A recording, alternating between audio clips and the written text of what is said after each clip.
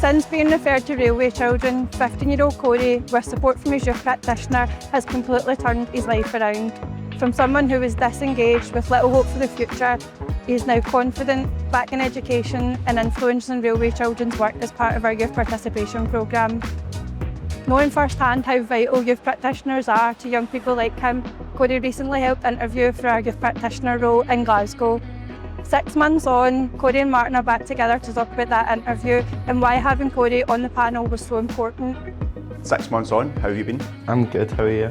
I've been good. I've been really enjoying the role. I'm very grateful to you for being here.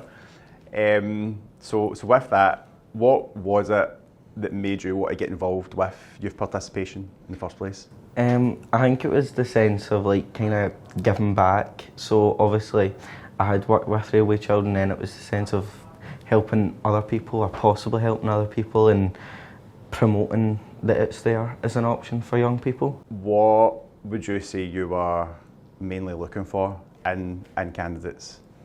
I think it was a passion. Like, I think anyone can try and do a job, but you need to have a certain type of personality to do the job and like an understanding of young people and kind of what they're going through, like not just reading off a script kind of thing. One of the things I liked about the fact, because obviously as well, see when you hear there's going to be a young person in the interview process, it's like That's something you're used to. Yeah, and it ups the stakes a wee bit. I think for me it did anyway. Obviously I can't speak for everybody, but one of my favourite things about it was the fact that you would just ask off the cuff questions. Do you remember like some of the questions you had asked?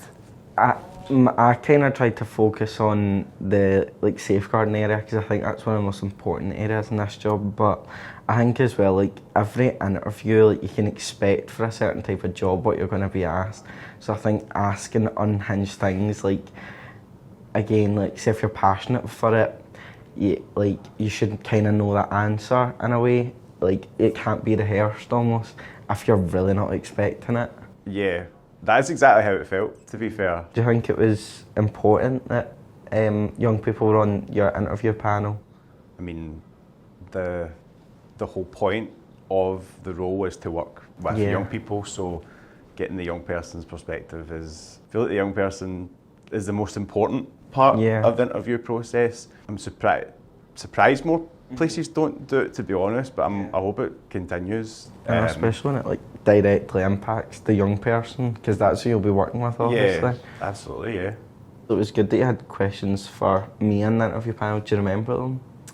I remember at the final interview asking your advice. If I was successful and I was going to like my first session to meet a young person, what advice would you give me?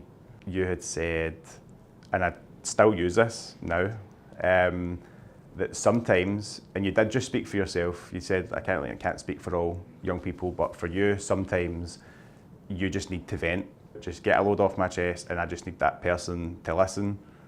That is advice that I've kept because I'll go to visits with a specific kind of session planned, that things that we've agreed that we'll work on, but then I need to read the room. It's been solid advice and it's worked quite well for me, so I appreciate it.